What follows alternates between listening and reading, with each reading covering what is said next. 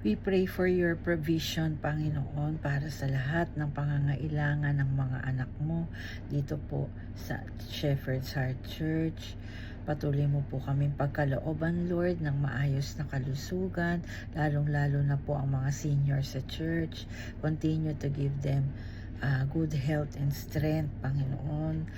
We pray for your protection. Lagi mo po kaming iingatan, Panginoon, lalo na po sampu po ng aming pong buong pamilya at ng mga mahal sa buhay. Gayon din po, Lord. We pray for your healing, sino man po, Panginoon, sa iyong mga anak o sa kanila pong pamilya ang meron pong mga karamdaman. Hipuin mo po sila at bigyan ng kagalingan mula po sa iyong mula po sa biyaya mo, Panginoon. Ngayon din po, pagkalooban mo po ng kagalakan ng bawat isa po sa amin. Yung kagalakan na nagmumula sa iyo, ilagay mo po sa puso ng bawat isa po sa amin yung tunay na galak sa iyo. Dalangin din po namin, Panginoon, na patuloy mo kaming palaguin sa aming mga espiritual na buhay. Mag-mature po kami sa aming pong buhay pananampalataya at magkaroon kami ng mas malalim pang relasyon at pagkakilala sa iyo, aming Panginoon. Dinadalangin din po namin, Lord, ang kaligtasan para po sa lahat ng aming mga mahal sa buhay na wala pa pong pagkakilala sa iyo. Lord, dinadalangin ko po nga pala si Camille, Lord. Dalangin ko po ang fast and speedy recovery niya, Panginoon, mula po sa kanyang hip replacement operation. Dalangin ko, Panginoon, na siya po ay i-restore mo, Panginoon, muli ang patuloy na kalakasan at kalusugan niya hanggang sa susunod pong operation niya dun po sa kabilang hip niya. Salamat po, Panginoon. Dinadalangin ko po din, Lord, ang aming bansa. Tinataas ko po sa iyo ang mga leaders namin, ang mga tagapanguna dito sa bansang Pilipinas, that they govern with integrity and wisdom, Lord. Bigyan mo po sila ng katapatan at karunungan sa kanila pong pangunguna, sa kanila pong paglilingkod sa bansang ito. At Lord, bigyan mo po sila ng banal na pagkatakot sa iyo.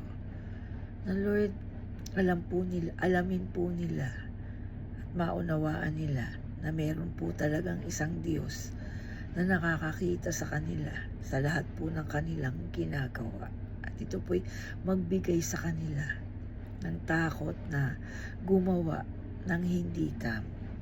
Gayon din po, Panginoon, dalangin namin na magkaroon na ng tunay na pagkakaisa ang lahat ng Pilipino. Na alisin mo na po, Panginoon, yung pagkakampi-kampi, pagkakabaha-bahagi upang ang aming bansa po ay patuloy naman na umunlad at maging maayos.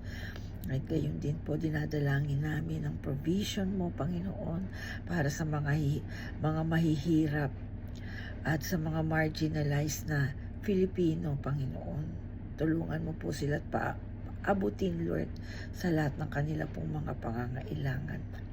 Gayon din po, tinataas po namin sa iyo ang katagpuin mo po, Panginoon, ang pangangailangan ng mga magulang para po sa opening ng school year na ito.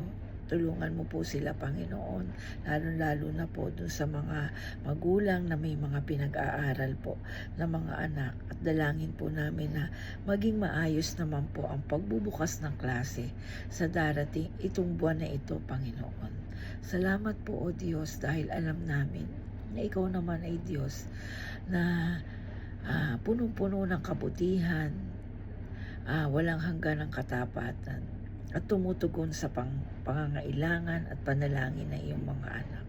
Salamat po muli sa pribilehiyong ito ng pananalangin. Dalangin po namin, Panginoon, na lagi po kaming magbigay ng panahon at oras upang dumulog sa iyo, manalangin, magpasalamat.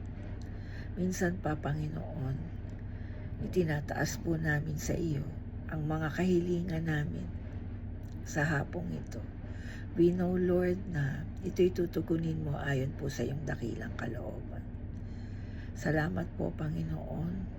Purihin ka, luwalhatiin ka. Sa pangalan ni Jesus. Amen.